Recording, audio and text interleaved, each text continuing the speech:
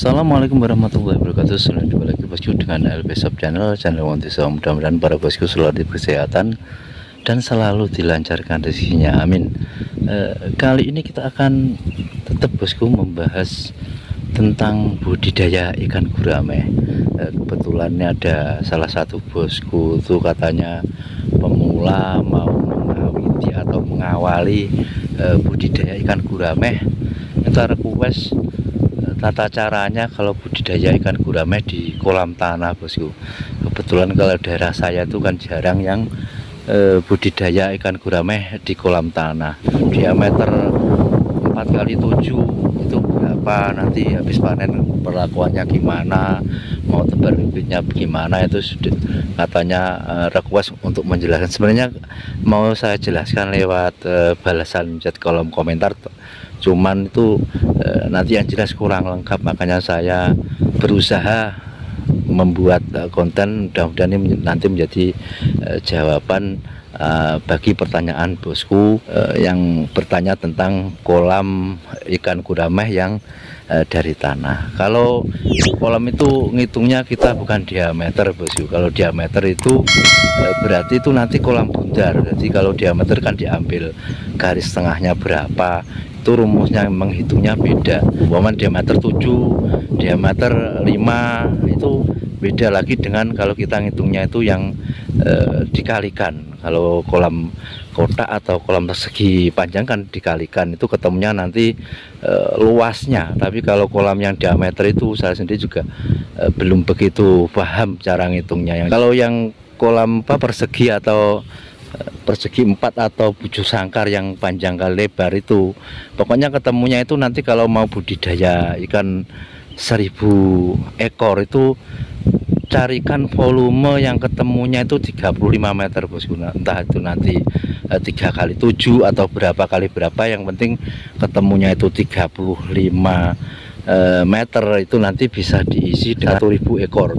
Ketemunya itu per meternya sudah 30 ekor. Itu standar padat. Biasanya itu standar yang sedang itu 25 ekor per meter, tapi kalau standar padat itu 30 ekor per meter. Dengan panen kalau yang 30 ekor itu nanti panennya kalau dibesarkan rata-rata 5-6 itu enggak kuat, biasanya itu terlalu padat. Tapi kalau per meternya di 25 ekor itu nanti bisa rata-rata panen 5 on atau 6 on sampai 7 on. Itu nanti masih standar lah. Terus perlakuannya bagaimana itu saya kasih gambaran bosku. Kebetulan kalau daerah saya ini kan mata air benar tidak terlalu dalam bosku. Cuman kalau posisi musim kemarau itu kolam tanah itu kalau cuman kedalamannya tidak terlalu dalam, maaf ini anginnya terlalu kencang bosku, nanti di musim kemarau itu pasti akan surut. Seperti ini. Ini kalau musim penghujan bosku, ini airnya itu full, jadi tanpa terpal pun bisa dibuat budidaya ikan, entah itu ikan nila atau ikan gurame. Tapi kalau musim kemarau ya seperti ini, akhirnya tidak ada airnya. Makanya kenapa kolam di daerah saya itu kok kalau tidak beton ya terpal, soalnya menghindari seperti itu khusus. Sedangkan untuk umur gurame itu paling enggak kalau kita tebar ya bosku, ukuran 1,5 cm itu sampai panen minimalnya itu 11 sampai 12 bulan itu kalau pakan normal. Itu kalau pakan tidak normal malah nanti bisa molor. Sedangkan di daerah saya itu 6 bulan itu kalau musim penghujan itu paling adanya air 6 bulan, nanti yang 6 bulan itu sudah tidak ada air, seperti ini. Makanya diakali dengan kolam terpal. Beda lagi mungkin yang bertanya untuk bosku itu daerahnya itu mata air enak, biar musim penghujan, musim kemarau air itu tidak akan berkurang, tetap stabil lah. Itu nanti bisa untuk budidaya ikan gurame. Tapi selama kalau musim kemarau itu sekiranya kok tidak ada airnya dengan kedalaman tertentu, yang penting tetap dikasih terpal. Itu caranya kalau kita budidaya ikan gurame. Soalnya ikan gurame itu membutuhkan waktu, tidak secepat seperti ikan-ikan lainnya gitu. Kalau lele itu kan paling tidak 3 bulan 60 hari atau 65 hari itu biasanya sudah siap panen. Tapi kalau ikan gurame itu paling tidak 11 sampai 12 bulan bosku. Terus perlakuannya itu kalau kita umpamanya sudah bikin bosku ya, nanti dibikin ya 7 kali 5 itu berarti kan 35 meter diisi 1000 itu nanti kedalamannya air usahakan itu minimal 1 meter itu full air bosku. Jadi kalau untuk kedalaman kolamnya itu paling enggak ya 1,5 1,30. Nah, itu untuk airnya itu paling enggak 1 meter full atau 1 meter lebih itu lebih bagus. Nanti itu sebelum tabur ya seperti biasa sudah banyak di konten-konten saya dipersiapkan. Kalau kolam jadi diisi air, kalau tempatnya itu sumbernya dangkal tentu tidak usah mengisi kan, sudah ada airnya. Itu nanti bisa langsung ditabur. Paling tidak kolam jadi 1 minggu itu air sudah normal. Apalagi kalau airnya itu langsung dari mata air, dari sumber, tidak perlu kita mengisi dengan alat pompa air.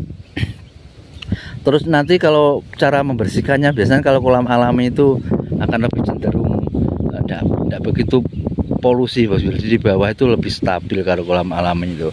Nah, tapi nanti sehabis panen itu atau mungkin dalam perjalanan biasanya itu kalau pakan sudah habis 70% atau 80% dari standar pakan, umpamanya ikan 1000 itu kok sudah habis 19 18 sak, itu polusi di bawah itu nanti terkadang juga pengaruh biar itu kolam alami. Nanti enggak usah disipon langsung saja, disedot pakai pompa air diesel BBM itu bosku. Nanti kan air yang bawah itu kan keluar bosku. Nanti biasanya itu kalau sumbernya atau mata airnya itu memang besar, itu nanti terisi langsung dengan air baru lah. Itu nanti sudah enggak usah nyipon sampai sebersih kolam terpal atau kolam beton, enggak masalah. Itu nanti ikannya sudah normal. Itu kalau memang di tengah perjalanan tuh ada tanda-tanda ikan tuh mulai rewel, tidak mau makan, airnya kotor, bisa dengan cara seperti tadi cuma disedot, nanti sudah airnya itu berganti sendiri. Kalau di Pak Didi itu yang di kolam alami itu kan modelnya pakai pompa air, satu cuma dimodif, yang satu untuk menyedot, yang satu otomatis untuk mengisi. Jadi sekali jalan itu 2 pompa berjalan. Tapi kalau mata airnya itu memang deras, cukup disedot nanti airnya berganti itu sudah cukup. Terus kalau habis panen, nah kalau habis panen itu usahakan menyedotnya paling tidak sampai bersih bosku.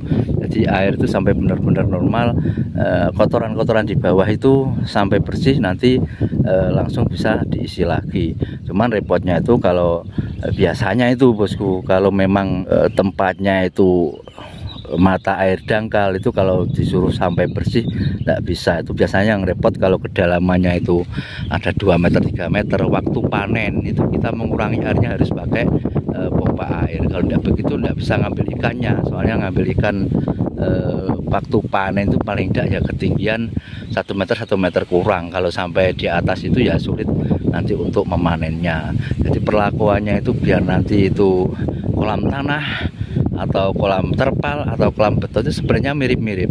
Cuman itu tadi sudah saya kasih gambaran tuh tempatnya itu kira-kira kalau musim kemarau itu kering apa enggak. Seperti ini kan, ini memang dalam bosku ini. Jadi ini walaupun itu nanti musim kemarau sampai bulan 11 sampai bulan 9 10 ini tidak akan kering. Malah ini kalau musim penghujan air tuh full sampai permukaan itu merata semua.